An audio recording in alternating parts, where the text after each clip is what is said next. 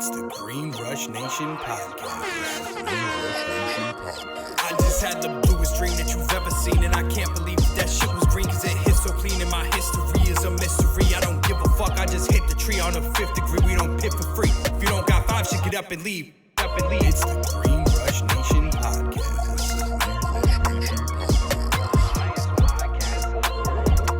Yo, what's going on, guys? This is the Green Rush Nation podcast. I'm your boy B Guns, and today we have a legend in the house, someone who has never worked for anyone else. He's always been his own boss.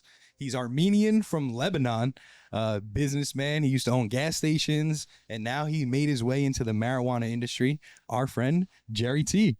How you doing? Good. How are you? Good. Excited to be here today. I know I come up here a lot, and we don't usually have this kind of interaction, but today's the day. This was overdue. Yeah, it's been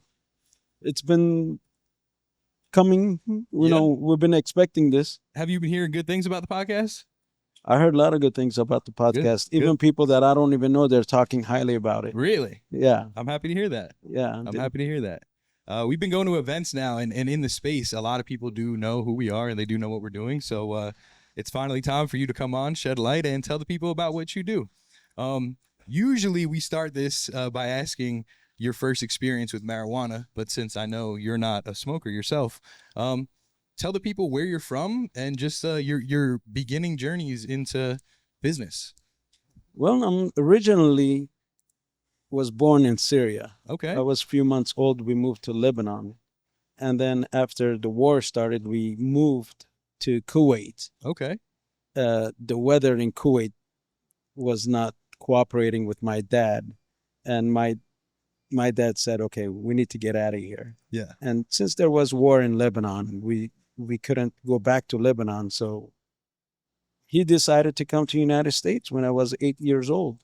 So we came to the United States, and I stayed in Orange County, and until today we're in the same area in Anaheim. God bless. And if I'm not mistaken, you moved here at 8. It wasn't long after that you started working, huh? I started working at age 9. God bless. And what were you doing at age 9? I was helping my brothers. You know, they were working at a gas station at the time. Okay. But I was just helping them at the time until a few months later, they got their own gas station. So I was working for them. Beautiful. Not for them. We were working together as a family. So business is just in your blood. Yeah. Beautiful. That's from a beautiful day thing. one. Yeah. Ever since I was a little kid. So seeing that at age 9, do you think that had an impact on you as being a businessman? I think so. Yes. Starting at age 9, it teaches you a lot about business. Yeah. Because business is everybody cannot do.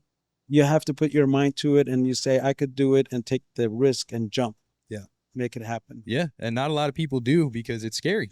It's not easy to put your name and your neck on the line, because if it doesn't work, you can't blame anybody. You got to answer every customer. That's it. That's it. And so obviously you've come a long way since being 9. What was the first business encounter that you had yourself? I was I was working with the family. We owned a few gas stations. Okay. Because by law, back then, still is, we owned ARCO AM PMs. Okay. And we cannot, as ABC, like alcoholic beverage control, you have to be age 21 to own a gas station. Gotcha. So I could have owned a gas station at age 18, which was offered to me because I was doing such a good job. Okay. Working at the family's gas station. Yeah. They told me, we cannot give you a gas station until you are age 21, because alcoholic beverage control cannot let you sell alcohol at a younger age that you cannot even buy alcohol at the time. That makes sense. That does make sense. And back in that day, I know it's a little bit different now with gas stations. How did you guys make most of your money? Because I know it wasn't on gas. Gas, you only guys made a fraction of a cent or something like that. Gas stations was not, and then we moved on from the gas station, and we went into a car wash business. Okay. We opened up one of the we took first place as a best looking car wash in the nation, Wow. because we built something that no one else had. Okay. We put stuff in there that, we were the first ones with the Starbucks in the car wash that Gotcha. no one had at Oh, the so you time. had a Starbucks at your car wash. We had it, but they said it was a mistake. They took it out right away. That's But at funny. the time, we already had done well with the car wash. That's great. That's Yeah. great. Funny. My journey in working, it started in cars as well. My first boss, I was working at this place called White Point Auto, and it was just an auto shop. I was still too young to work. I was like 13 or 14. So the guy gave me a chance because I had working papers. He's like, all right, you can come in once a week, break down boxes, stock shelves, clean up a little bit. I was like, all right, cool. And this guy came out, mind you, it was an auto shop. He had white gloves on after I dusted. And he's like, oh, it's dirty. I was like, you're joking, right? So that job didn't last very long. But then I did work in a car wash as well. So was your car wash hand wash or was it like motorized? It was motorized. Okay. We had almost 90 people working there because we were very busy car Wow. wash, Wow. and we just did it at the time that we went to better technology. We automated everything that no one else had. They were writing on piece of paper. We weren't. We were using Everything was in the computer. Everything was a computer. Wow. So you guys were ahead of your time for that for sure. Oh, definitely. So every customer, we knew their name as soon as you put in the license plate, Mm-hmm. and we knew their name. So we, addressed them by their name, Beautiful. and that what they were, always feeling better. How important do you think that was for your customer? I would say that was 99%. I agree. Yeah. That special experience between you and maybe the car wash down the road, now they're going to come back because they know, oh, that's Jerry. He knows my name, so I'm going to go see them. Yes, Yep. that's how it worked. Absolutely. That's a beautiful thing. Yeah. And so now you've obviously come a long way. That was not the last, before this, that was not your last venture. No, I got one question for you though. Where's the bitches at? Oh, Jerry's bitches. Uh-huh. Well, Jerry's bitches is at the bitches place because we, at the car wash time, right before the car wash, we went into a strip club business. Okay. And we owned 4 strip clubs in Orange County. So that is obviously a long jump and a skip from gas stations and car washes. Yeah. So what got you guys interested in that business? Well, first strip club I ever walked in was my strip club. Okay. I never been in a strip club before in my life. Very interesting. And we went to the strip club business, and we just hired the right management, and we worked day and night, 15 hours, 6 years, 15 hours a day, 7 Wow. days a week, 15 years, 6 years. 6 years we did. And did you nonstop. enjoy this business? It was business. It was business. It was business. I never looked at the girls, never dated the girls, had nothing to do with the girls. Absolutely. And that's how it should be. We just did business. Beautiful. And one strip club turned into 2, 3, 4, and then we did other cities, LA. Wow. 5, 6 clubs. And when was this? Because I know that the strip club changed a lot over time. We started in 94. Okay. Yeah, 1994. Okay, about 30 years ago. We, meaning me and my brothers. Beautiful. Yeah, we started in 1994. And after 1994, we just took off on it. We concentrated. I was single, not married. So I had a lot of time on hand to go and get things done. Beautiful. Make sure it's managed right. Yeah. And now, were you always in business with your brothers? Always. Always. Still am. Beautiful. And always will be. I love to see that. Yeah. A lot of people say to maybe steer away from working with your family, but I'm a huge believer that keep it in the family, We're always in a family, 3 brothers always together, and we never let money come between us. That's a beautiful thing. So you guys are close. Very. Awesome. Awesome. And growing up, did you guys always like work together as well? Did your brothers work at the gas stations too? Yes. Okay. Everything was together. It was family. And where do you stand in? Are you the youngest, the oldest? I'm the youngest. Okay. So you're the I'm little the brother. baby. Yeah. God bless. I'm the youngest. Did you feel like you had to do what you had to do because your brothers were already doing it? No, I saw a lot of opportunities. Okay. I saw there was money in there's money to be made. For sure. So yeah, I only have high school. I graduated my high school. I got my diploma. Until today, I don't know where it is. Okay. I passed by the college a couple of times, drove by it, but never been to Hey, college. God bless. But now we're here in Adelanto, Yeah. in a 46,000 square foot building that we grow, Congratulations. and with a lab. What an accomplishment that is. Yeah. So yeah, speak about the lab a little bit. I know you're with the Higher Community Extracts. Tell us a little bit about the lab. Well, when we first got approached, uh, they asked us to get into the cannabis business. Okay. Never in my life had seen a flower or held a flower. So how did this come about? How did getting into the cannabis business start? We just met the right people, and those people said, you know what? You need to get into this business, invest, let us help you run it. Okay.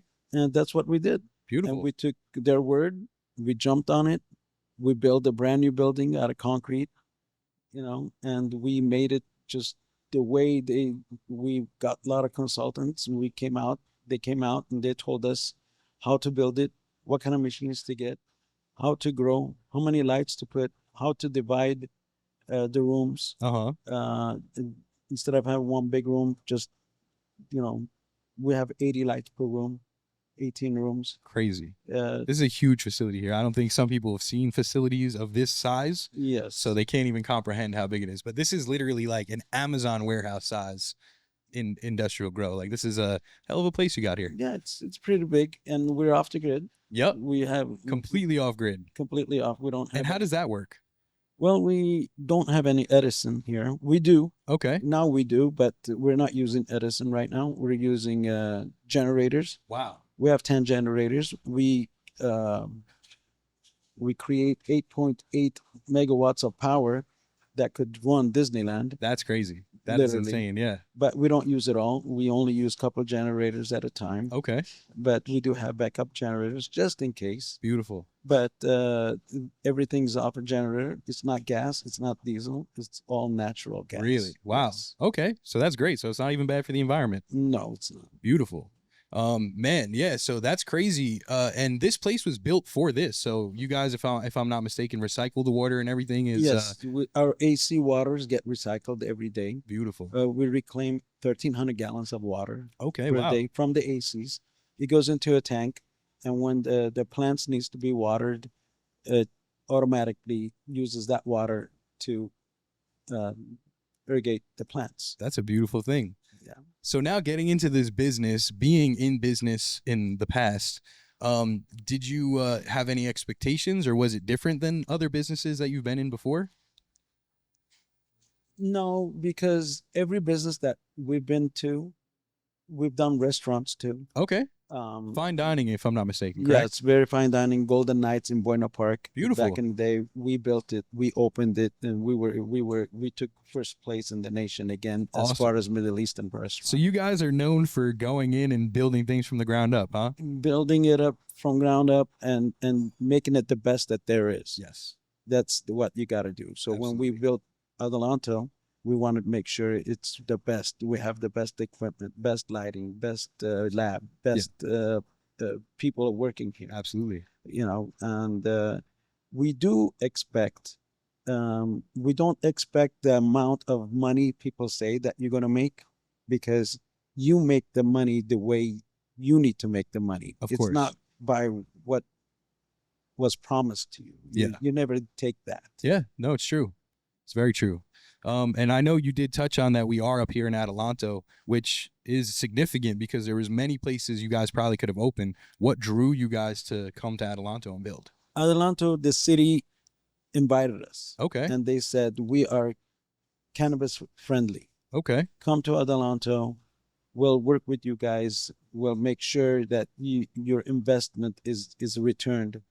And they helped us in doing everything the way it should be done.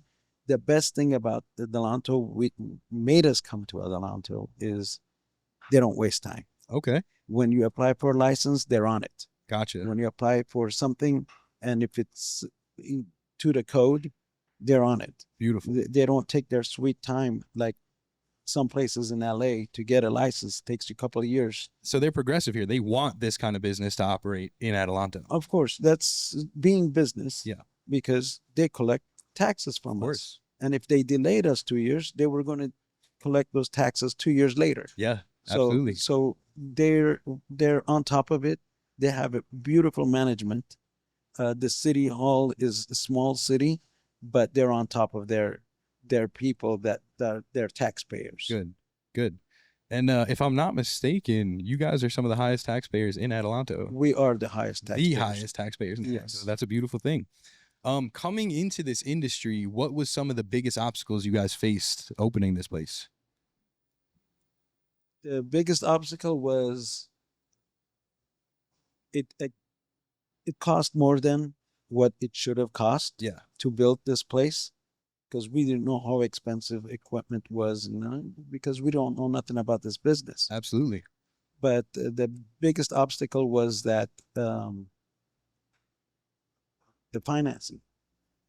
No bank takes you and finances you. Yeah. So we were all forced to take money out on our houses and Wow. do. So in this kind of business, it's do or die. Exactly. It has to because work. no bank, no FDIC bank works with you, because a lot of people are, shareholders of regular banks would not approve cannabis at the time. Yeah. But now some states and some cities they're doing it, but it's not until federally it's Of legalized. course. Yeah.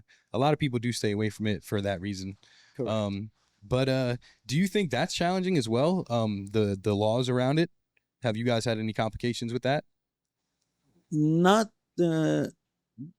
not us, Okay. because everything's Compliant? compliant. We have to be compliant. It's not a choice. Yes. Because of the investment. Of course. And you don't do a big investment and you don't do compliant. Of course. So it has to be compliant. That only makes sense. There's no choice. Absolutely. And now opening this spot, you yourself said you've never seen a flower before you even stepped into this place. Correct. How important was it to hire the right growers and stuff like that? And how did you find the right growers for yourself? It's not easy to find the right growers, Yes. but we went out and we found the guys. Actually, they found us, but they had already had awards by growing their own stuff, and they had a lot of awards. Proven track record. Correct. And then we said, why don't we become partners and go forward with this venture? Beautiful. And so what has been one of your favorite parts of getting into this industry? My favorite parts is that I love to learn new things. And I knew absolutely nothing about this business 4 years ago. Yeah. And I would say I probably know 30 to 40% of it right now. Okay. But I don't manage it 100% because I don't know. I would never say I know. Yeah. But whoever you talk to about cannabis out there, they made it or they didn't make it, they know everything about this business. When I talk to those people, they're lying to themselves. Of course. You never know enough about any business. The moment you stop learning is the moment you stop growing and knowing. So I'm a firm believer on you need to learn stuff. Exactly. And I have. But I thought I knew stuff about weed before I came into this industry, and I learned real quick that I don't know shit. Yeah. You learn every day. Yep. Yeah.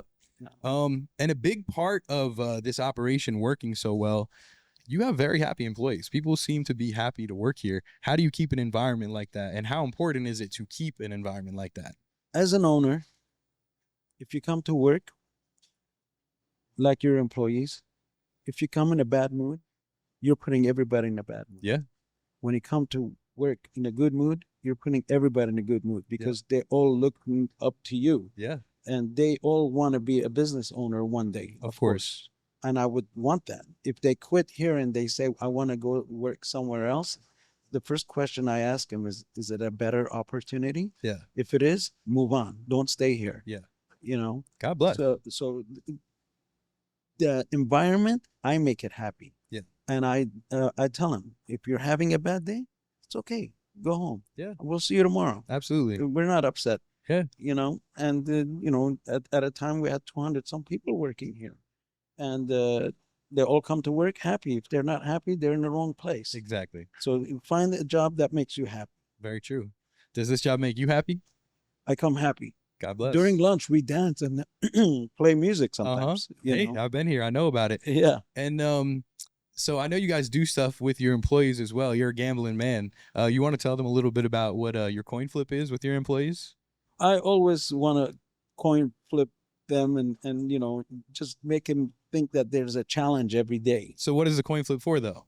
We flip for soda. Okay. You know, it's nothing big. Yeah. You know, it's just a soda, but it gives them something to challenge. Of course. You know, and even though I lose, I win, it doesn't make a difference. Yeah. You know, but it's just the challenge that I put them in the mood, and I'll make them yell and scream at the same time. Just make it happen. You gotta believe in. Majority of the time, I would say 90% of the coin toss, I win. Yeah. Why? Because I believe in I'm gonna win. Yeah. I believe in I'm gonna go forward in this, Absolutely. and it does work. Of course. Half of it is belief, you know? Yes. Because anything you do, if you do with blind belief and you just know this is going to work, usually half the time it does. It won't work the way you may have thought it did, Yes. but it'll work. Even if I lose, I make it like a happy environment. Yes. You know, I lost. So what? I lost today. You know, Uh-huh. no big deal. Hey, you win some, you lose some. You know? Exactly. Can't take wins without losses. Exactly. And this is for the employees. They said that you had a special pose. If you wanted to bust out the pose at some point before the podcast is over, that's completely up to you. I could pose. I don't care. You know, So before we end, we'll have you do the pose. okay. We'll do the pose. And, Absolutely. You know, I tell them that's my sexy pose. Uh-huh. You know, it's not. I'm happily married Of course. with 3 kids, but the pose has nothing to do with it. But that pose has been around on all my businesses. Okay. Yes. Okay. So it's a Yeah. staple. Exactly. Beautiful. Yes. And speaking of your family, obviously you're a very busy man. How do you manage work and family? Well, as soon as I get home, me and my wife or the kids, we talk absolutely nothing about work. Beautiful. The phone gets turned off, and everybody knows that they shouldn't be calling me after. And if they do, it's a very, very big emergency. And first thing they do is, I'm sorry Yeah. for calling you. Yeah. But again, they're calling me about my business. They're not calling me about their business. Of course. So making sure that my business go forward. So those kind of phone calls I take. And manage with the family, you have to make time. Of course. Stay away from the TV. Yeah. Don't sit on the TV and say I want to watch an episode or this and that. I don't watch TV. God bless. We do have TV though. Don't get me wrong. Of course. We do have TVs at home, I would hope. but never watch it. God bless. I Yeah. don't watch TV. It takes your time away and it just makes you lazy on the couch. It rots your brain. I believe in That's what it was made for. It was made to make people waste time. That's what TV is for. Yeah, there's a lot of times people talk about actors, actresses, or sports people in sports. I don't know anybody's name. I don't know. Sometimes they be talking about football, and I think they're talking about basketball. Yeah. And you know, and I ask them, you know, what was the score, and they give me a high score, and I'm like, football cannot be that big. They're like, no, Absolutely. we're talking about Basketball. you know, basketball, Yeah. you know, and so I wouldn't know the names of the players, or just TVs or actors and actresses. They're making millions of dollars. What's my gain? Yeah. You know, Yeah. So obviously, sports and TV and entertainment is it's not your me. thing. My family is my thing. Your family is your thing. I love Yes. that. I love that. It's a beautiful thing. Yes. So what advice do you have to maybe someone who's 20 years old and they're looking to get into a business like this? Somebody that's 20 years old, put your mind to work. Concentrate on your work.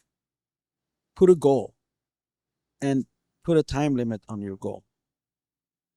And when that time limit comes, you have not reached that goal, and you only done, let's say, 30% or 40% of that goal, you didn't work hard enough. Absolutely. You got to work harder. Yeah. You got to, no matter what happens, your goal has to be reached at your goal time. Absolutely. So you got to put your own goal and you say, I'm going to make it. Take a risk. Yeah. Take a risk. Trust some people, not everybody. Don't trust everybody. Can't trust But everybody. you got to trust some people. And it's always good to work with the family. Yes. Past Sunday, Memorial Weekend, we had nothing to do. Uh-huh. I had 60 people at my house. And within 1 hour, I made phone calls. I'm like, we're barbecuing and swimming. God bless. They came. We had fun. Until today, well, a few days later, I get phone calls. We had a great time on Sunday. Beautiful. So that's your thing, getting the family together Getting a on family. the days off and just having a good time. Family's important. Beautiful. So if I'm not mistaken, you do like your cars, though. I love cars. You love your cars. I don't smoke. I don't drink. I love cars. Love your cars. Yeah. I heard an interesting story that you told one time here in the office. When you were younger, I think it was one of the first cars you bought. You want to tell the Yes. story about that? Yes. When we came to the United States, I was 8 years old. And one day, me and my mom, we went to a swap meet. Okay. First time ever in a swap meet. And there was a poster of a Lamborghini Countach at the time from the 70s. That car was. And I told my mom, Mom, wow, look at this car, how beautiful it is. And whatever. We end up buying that picture from the swap meet for $3 Okay. at the time. I brought that picture and I put it in my bedroom on the wall. I didn't have a TV in my bedroom. I was 8 years old. And every night before I went to bed, I used to always tell myself, one day I'm going to own a Lamborghini. Mm-hmm. One day it's going to happen. Uh-huh. And that one day came and left after 33 Lamborghinis now. Wow. 33. 33 Holy Lamborghinis shit. now. And it's the dream that you put in your mind and you got your goals and you got to make it happen. Absolutely. Now, it's not like I have 33 Lamborghinis at home, Of course. but I did buy 33, sold one, bought another one, sold one, bought another one, you know. And that's the name of the game. Who wants to Yes. have the same car forever? Exactly. Yes. So Do you still own a Lamborghini? I still own a Lamborghini. Okay. But I just bought a new toy for me. Nice. God bless. Yeah. What kind? What kind? I just bought a Rolls Royce. Oh, very nice. Yeah, I just bought one. Beautiful. Yeah. Did you get done what you wanted to get done to it yet? Exactly. No, not Not yet? 100% yet. Okay, But okay. I got exactly the colors and the options that I want. Beautiful. Yeah. Beautiful. So how big is your car collection? How many cars do you own? Right now, it's around 10, 11 10? cars. I don't know, something like that. Do you drive them all? Once in a while. Once in a Not while? all of them. Of course. Some of those cars are not meant to be driven all the time, you know? Yes, you could say so, but I do enjoy them. Good. I do drive every one of them. It's not like, keep this, don't drive it. Of course. I drive all of them except two. Of course. Of course. Yeah, the two cars I don't drive. What's your favorite one to drive? My favorite one to drive is right now, I would say the Tesla Cybertruck. Okay. Yeah. That's your favorite one? Yeah. Shout out to Elon. Yeah. He did a good job with that, huh? Oh, he did a great job on that. Yep. People think it's an ugly vehicle, but not until you drive one. Yeah. Drive one and then answer my question. Absolutely. And how's the range on that? Pretty good? It's pretty good. It takes me back and forth a couple of times before it's out of battery. Okay. I commute 80 miles, Beautiful. So that's not so bad. Yeah. So I know we had talked about this a while ago, and when I had to get you on the podcast, I had to bring it up. So we're sitting in the lab right now. Yes. I know you get a lot of wild requests from people wanting crazy quantities of extracts or any kind of things that we make in the lab. Yes. What do you say to those people? When you get a phone call and someone says, I want 100 liters or 200 liters of distillate every week, either they're cops or they are in the wrong business. Yeah. If they want 200 liters a week, they should buy a lab and make their own distillate. Absolutely. Don't call anyone for 200 liters a week Yeah. and say, I'll be ready to purchase this. Yeah. Big brands, they open up their own labs if they're smart enough. Otherwise, I don't even take those phone calls anymore. And when they say, I need 200 liters, I straight out tell them, you have a wrong phone number. We cannot make 200 liters, which we can. Yeah. But I just tell them, no, Of course. we don't have 200 liters. It doesn't make sense. I never buy, I never will sell 200 liters at once, even though I can. Yeah. But I would never do it. Of course. And I Because- agree. Go buy your own lab. Yeah, buy your own lab and make your own distillate. Why are you calling me for 200 liters a week? Exactly. Sounds like they're just trying to have less of a headache for themselves. No, it's just those people should not be in this business because there's a lot of talk and not enough. Yes, there is some brands. If a brand calls me and says, I want 200 liters, now we're talking. Yeah. But if anyone calls and says, I don't even know who they are, licensed facility, this and that, whatever, they want 200 liters, I don't want to deal with them. Absolutely. I suggest them not to call me. Hey, so you heard the man. Yeah, call someone else, not me. And now in the cannabis industry, how important is it to have a lab? In the cannabis business, lab is important and it's not important Okay. because everybody thinks that lab is easy. It's not easy. Of course. It has a lot of laws and regulations behind it. Yeah. And then it's easy is because a lot of people out there, they make it in the black market and they're making it in their garages, their little warehouses, Yeah. which it's not legal. Of course. And I don't know how they're surviving, but their product is not like our product. Yeah. Our product is completely different. Top notch over here. Of course, you got the right machines and the right people and the indoor grow, indoor trim. Absolutely. Everything's completely different. You guys really do have hell of a team here. Shout out to Jeff over in the lab. Shout out to Calvin. I know you guys got DJ Gummy over there doing some good stuff for you.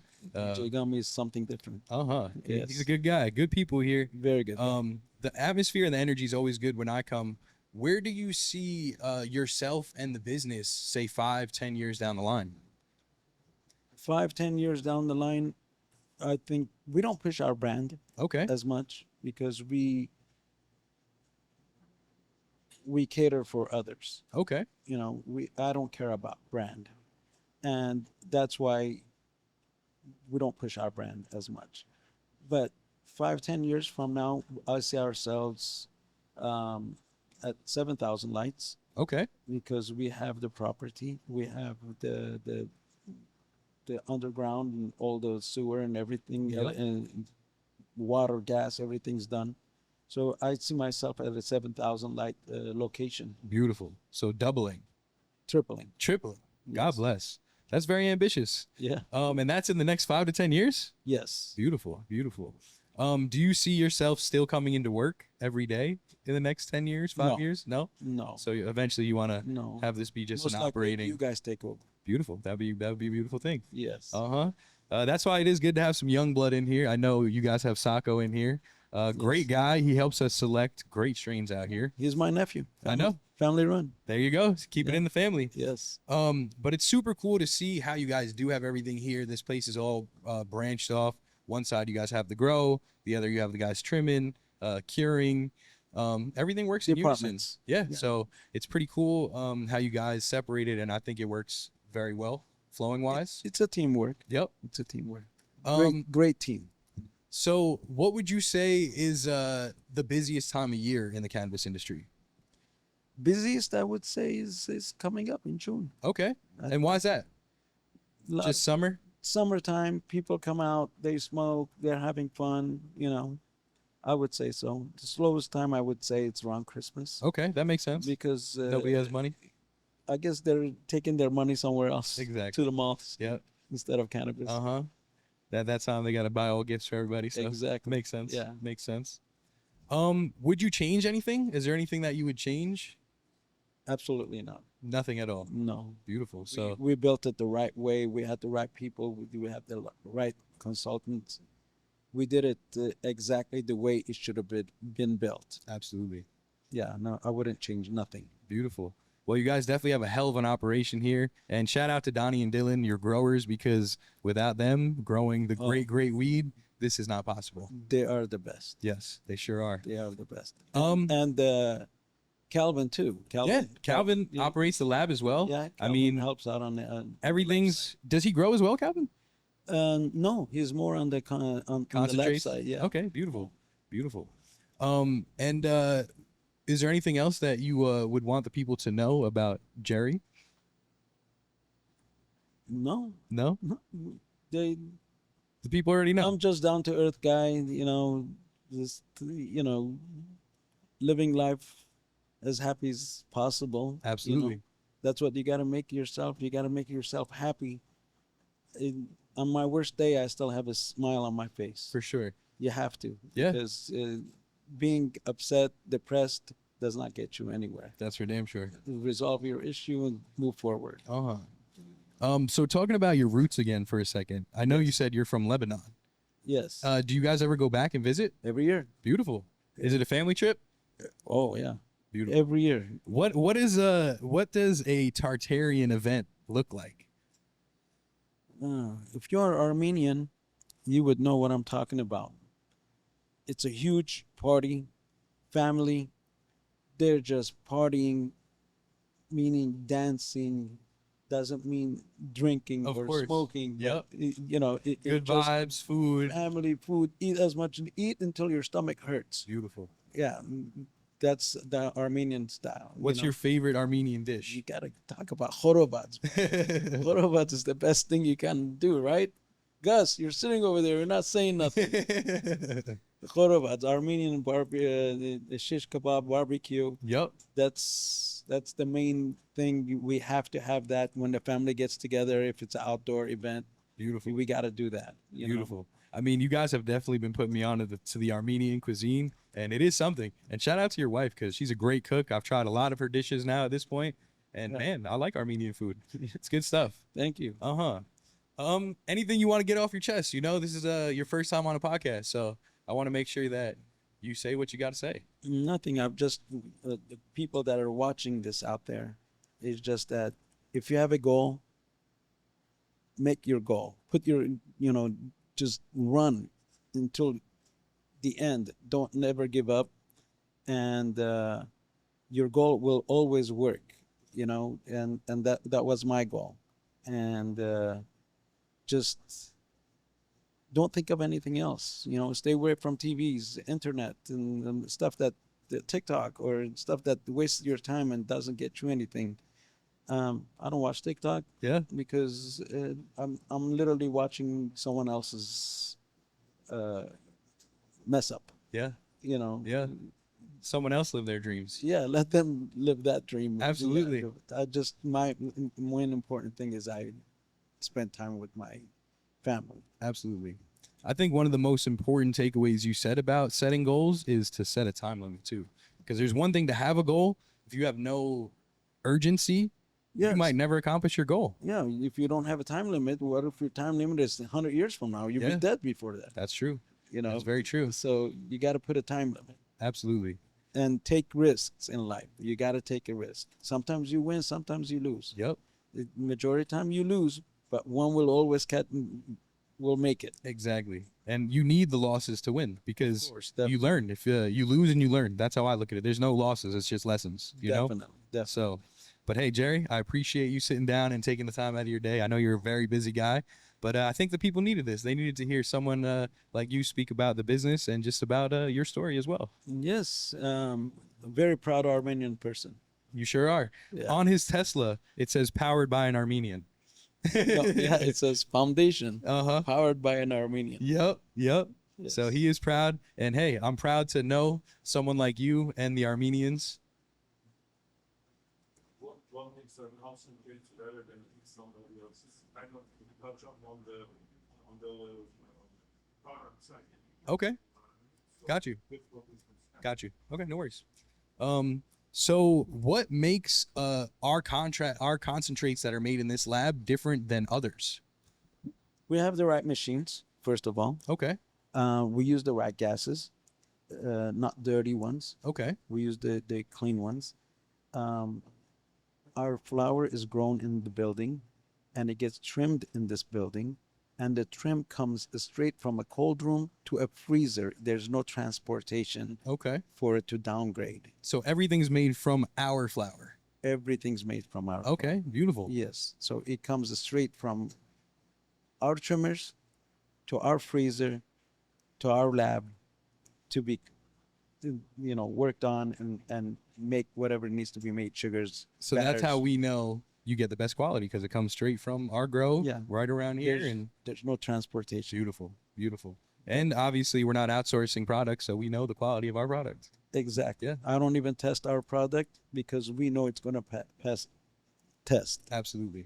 Yeah. And now say I'm a customer, I'm going to come in and visit Jerry. What do I expect to see up here at 17 Muskrat?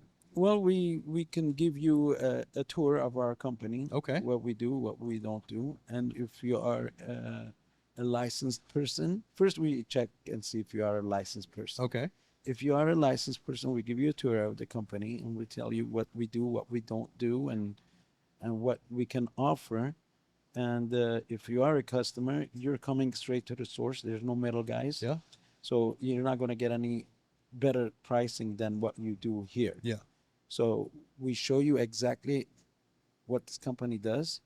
And if you're interested, we go forward. If you're not interested, you just had a good tour. Yeah. Absolutely. And this is a one-stop shop, huh? You guys do everything? Yes, we do. Beautiful. Yes.